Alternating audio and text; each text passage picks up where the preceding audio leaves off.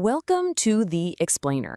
Today, we're zooming right in on the complete AI stack, from those broad theoretical concepts all the way down to the exact code that powers them. If you've ever wondered how raw data is actually transformed into intelligent systems under the hood, well, you're in exactly the right place.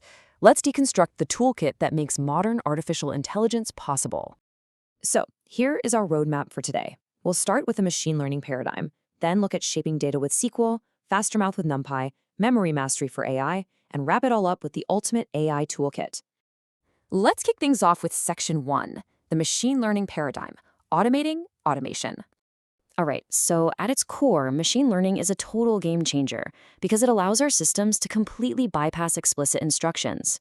Instead of a developer sitting there painfully writing out thousands of lines of if-then logic, the old way, we just step back. We let the data take the lead. The system studies the data, uncovers hidden patterns, and actually figures out how to solve the problem all on its own. Think about the traditional paradigm for a second. Normally, we write the rules to get the answers, right? Well, machine learning flips that entirely on its head. We feed the machine the raw data, along with the desired answers, and it generates the rules for us. It literally automates the automation. This solves a massive bottleneck for tasks that are simply way too complex for human hardcoding. And because this approach is endlessly scalable, we can automate incredibly complex tasks across massive industries. We're talking about spotting microscopic anomalies in medical images, running real-time algorithmic trading, or managing the split-second navigation of self-driving cars. It adapts on the fly. But to do all that, it absolutely needs pristine data. Which brings us to Section 2, shaping data with SQL, basically the fuel pump of our AI engine. To fuel that AI engine, we need SQL.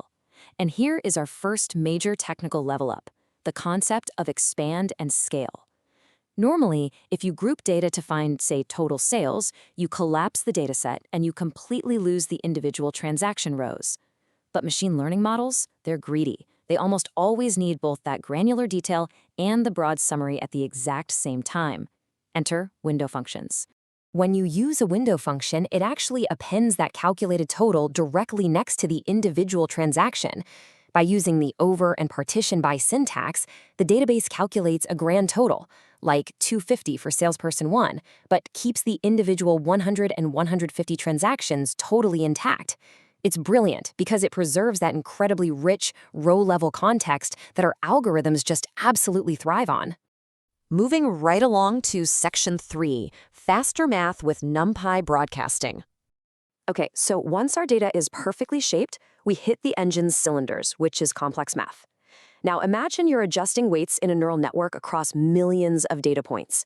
If you try using a native Python for loop for that, it will absolutely crush your system's speed. It's just too slow. We need a way to perform operations on massive datasets in a single lightning-fast sweep. So this is where our next expand and scale trick comes into play, NumPy broadcasting. What this does is virtually expand a smaller array to perfectly match a larger one, but without actually duplicating the data in memory. If you're adding a single number to a massive grid, NumPy automatically visualizes that scalar stretched across the entire grid, fills in the blanks, and executes the math instantly without wasting your RAM. The real secret sauce here is that this mathematical heavy lifting doesn't actually happen in Python. Under the hood, it happens in C, which is a lightning-fast, low-level language. Python just acts as the manager, handing the instructions down. Through this process of vectorization, the machine performs operations simultaneously, making it an absolute cornerstone of AI engineering. Let's dive into Section 4, memory mastery for AI, focusing on lazy evaluation.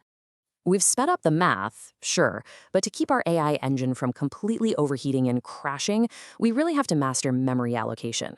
By utilizing something called lazy evaluation, Python generators give us our final level up. See, when you try to load a massive dataset into a standard list, your system tries to allocate memory for everything all at once. Generators bypass this entirely using the yield keyword. They act like a flowing stream, processing data just one single piece at a time. To put this into perspective, the difference is huge. This is the exact difference between a clunky amateur script that throws an out-of-memory error and a sleek, production-grade AI system. By simply switching to a generator, your peak RAM usage can drop by nearly half. Now scale that up to the millions of text documents required for modern large language models. Maintaining that flat, predictable memory overhead is literally the only way to run these pipelines without melting your servers. And finally, Section 5, the ultimate AI toolkit and its foundational languages.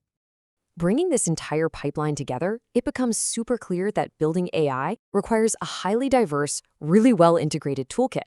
Python sits right at the top as our flexible go-to interface, but it leans heavily on SQL to perfectly engineer the data and C to execute the heavy math behind the scenes. Meanwhile, you've got R, which is brilliant for raw statistical modeling, and tools like Java and Scala forming the structural backbone for managing massive, distributed big data streams. I'll leave you with this final provocative thought today. As we use these specific, human-made tools to engineer ever more powerful AI, will those AI systems eventually become the ones rewriting the languages themselves? I mean, we've already seen how machine learning shifted us away from traditional programming. As our toolkit pushes these systems to new heights, the line between the engineer and the engineered is only going to get more fascinating. Thanks for joining me on this explainer. Keep learning and keep exploring.